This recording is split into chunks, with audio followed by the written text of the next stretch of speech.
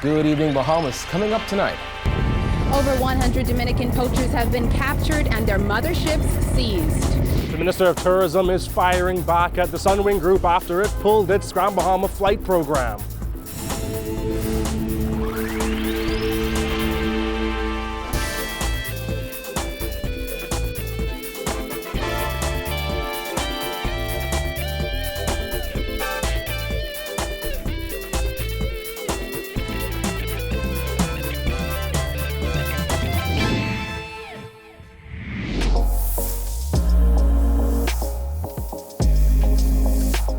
Our News is brought to you by Alive. Welcome to Our News and thanks for joining us. I'm Kyle Joaquin. Days after Dominican poachers shot at Defense Force officers in an attempt to evade capture, more than 100 of them arrived in New Providence early this morning, crammed on a Defense Force vessel. Right behind them were 3 Dominican motherships loaded down with bags of undersized seafood poached from Bahamian waters. Our News ventured onto rough seas with officers as they sailed offshore to retrieve the poachers. Jillian Gray has that.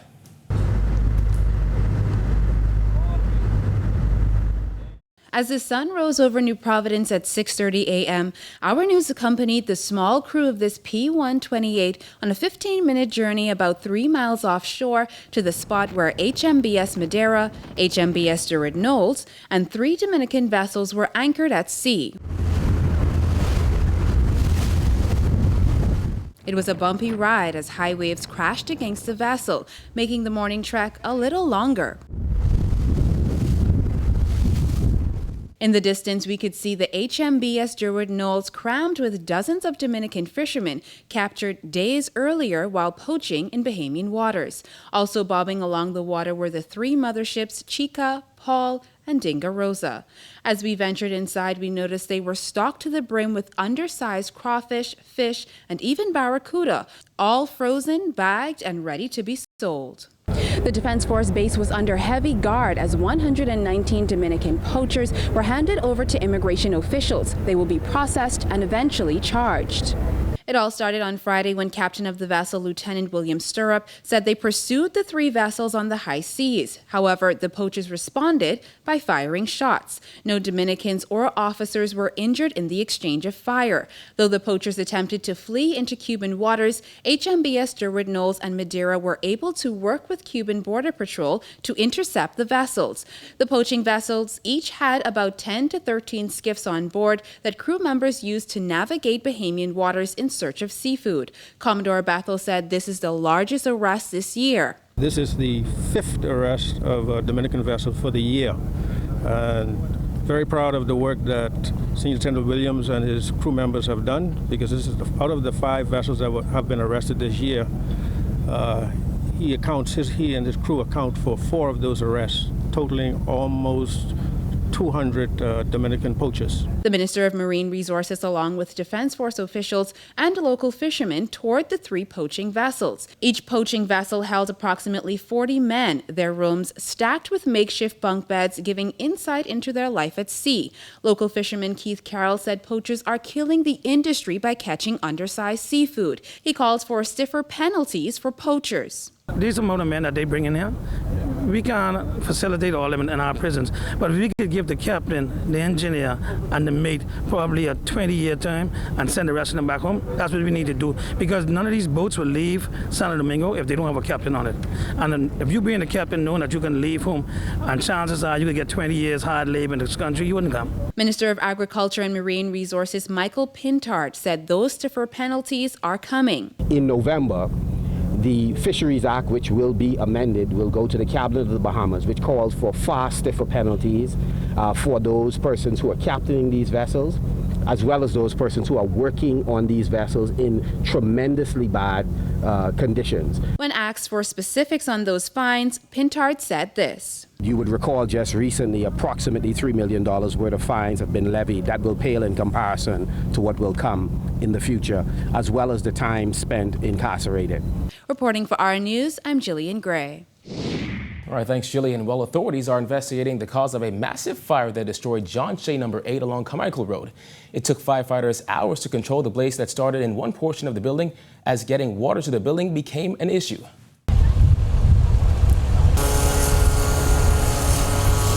Insufficient water, strong winds, and limited manpower all played a role in the time it took to extinguish the blaze that destroyed John Shea number 8.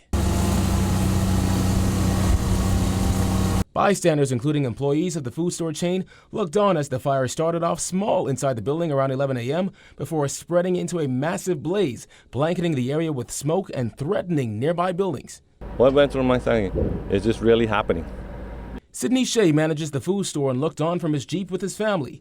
He spoke with our news about the shock of receiving the call Tuesday morning. Discontent, not happy, but that's how life is. And nearly 2 hours later, the fire spread to the warehouse next door and the roof was engulfed in flames. Moments later, it would begin to collapse.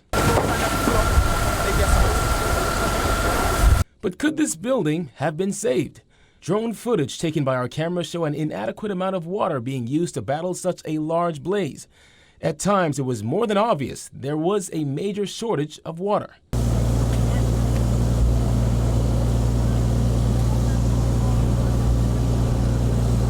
So with the fire trucks running out of water and extremely low water pressure, the fire department then sought to tap into an underground water source via the Water and Sewage Corporation. But even that didn't seem to help.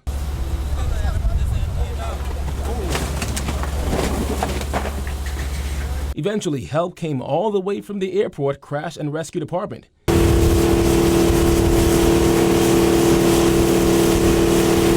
We sought clarification from Chief Superintendent Walter Evans, who heads the fire department, as to why there was insufficient water. His response: water has not been a major challenge. It has only been a process that we've had to manually truck the water. And again, based upon the size of the structure, we had a home on the northern side that we've had to protect.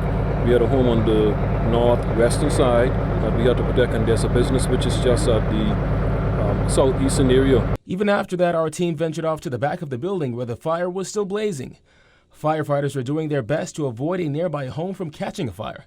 And as it turns out, there is a serious lack of manpower in the fire department. One must bear in mind that each shift requires a certain amount of officers, and we have gone on there and made a specific requirement that all off-duty officers to come to the scene of this fire. Off-duty officers, our reserve officers have turned up. We have our chief fire officer who was stationed in Grand Bahama. He was in Nassau. When he heard the clarion call, he showed up because he was in Nassau. Still no word on what started the fire, but authorities say no one was injured. We knew that 2 ladies were transported to the hospital, we believe to be for smoke inhalation. We're not sure whether they are employees, but they were in a conscious state when they were transported to hospital. Prime Minister Dr. Hubert Minnis has reached out to the Haitian president to assure him that he never told Bahamian media that the Bahamas does not intend to assist earthquake-ravaged Haiti, according to Press Secretary Anthony Newbold. During his press briefing at the office of the Prime Minister today, Newbold asserted that Minnis has been severely criticized over the past week for something he never said. The Prime Minister ended up having to call President Moïse, with whom he has a personal relationship, as does Mrs. Minnis and the wife of President Moïse, to reassure the president that he had made no such statement and would always be willing to help in any way that he could and the Bahamas could. So let me say again a little more forcefully than I did last week. The Prime Minister never said that he would not give aid or assistance to Haiti. Never did he say that. Now, what someone thought is their business can't get into people's head. A 5.9 magnitude earthquake hit Haiti just over a week ago, killing more than a dozen people and injuring hundreds others. When reporters asked the Prime Minister if the Bahamas would offer aid to Haiti, he said that at this time he is looking at moving the Bahamas forward, adding Bahamas first.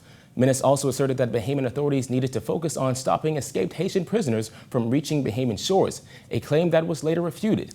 Newbold said Minnis never actually said the Bahamas would not help Haiti.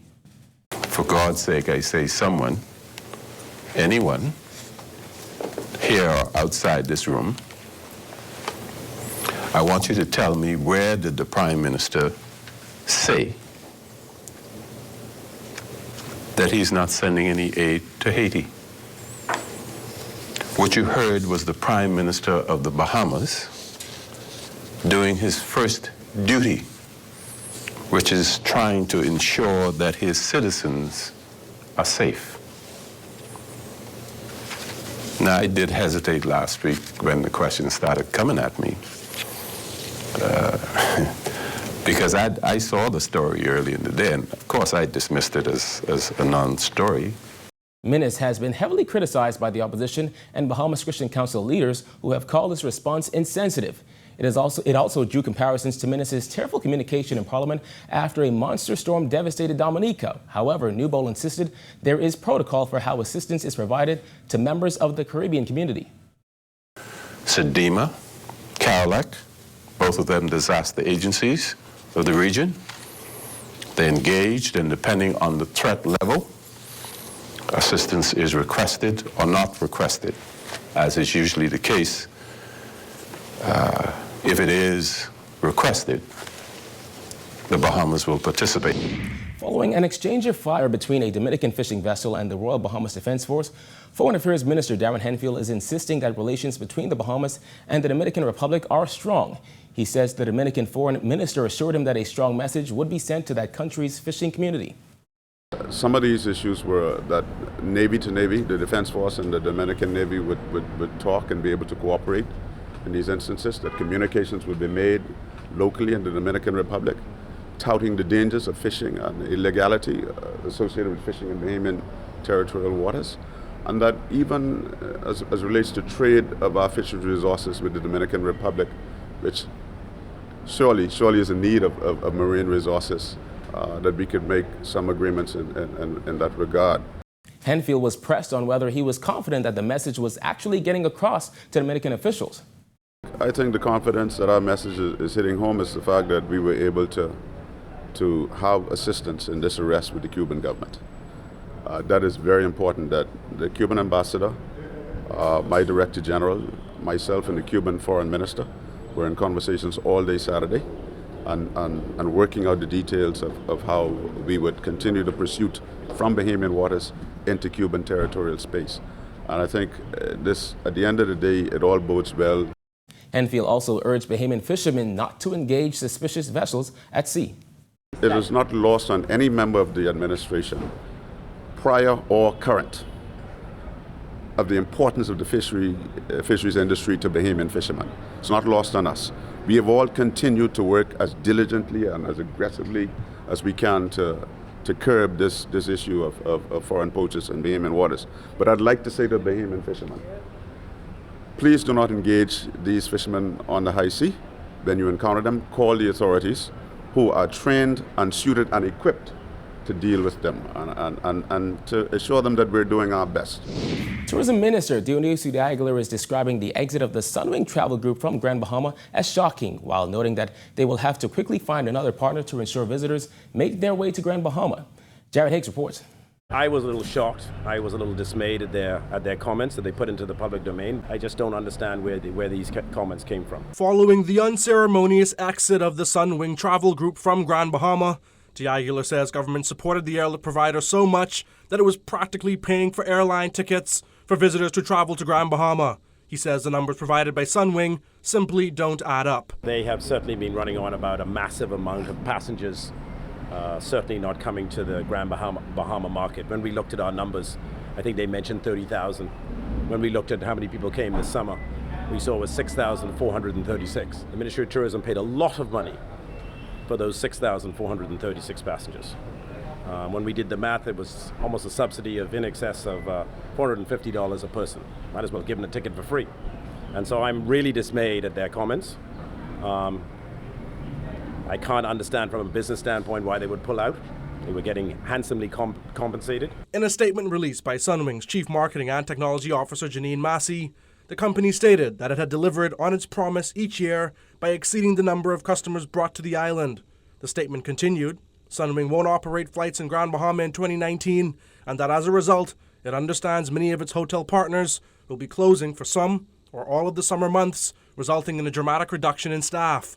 The tourism minister insists that his ministry was offering massive support to the travel company, but now they'll have to look elsewhere. We're obviously going to Plan B. It was rather a shock. Certainly didn't know that was going to happen. But the benefit is that they've given us some time to prepare.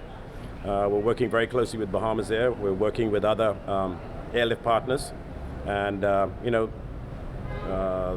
time that has elapsed since this letter is short, so we're obviously into mitigation plan to work something out, and we'll get something sorted for next summer of next year. The Minister of Tourism was also asked how government would ease the concerns of Grand Bahamians who may be saying this is just another failed initiative on their struggling island. The government is very focused on Grand Bahama. The government is putting a lot of money into Grand Bahama. The government is very minded to, first and foremost, get the hotel sold onto a proper hotel operator. You see, Grand Bahama is suffering from a lack of scale. We need hotel rooms. It's critical that we get the Grand Lucayan open, and then you start to build scale. The reason why Sunwing couldn't bring 30,000 passengers is because we just didn't have the rooms to accommodate them. Sunwing's 4-year-old Grand Bahama program involved the company bringing visitors to the island from key North American cities. In its press release announcing its departure, it insisted that the previous operator of the same flight program regularly underperformed, while boasting a 90% load factor during the summer. Reporting for Our News, I'm Jared Higgs. All right, thanks, Jared. Still to come on Our News, a move to end cruise incentives could save government millions. Plus, an announcement on the relocation of the post office expected tomorrow. Stay tuned.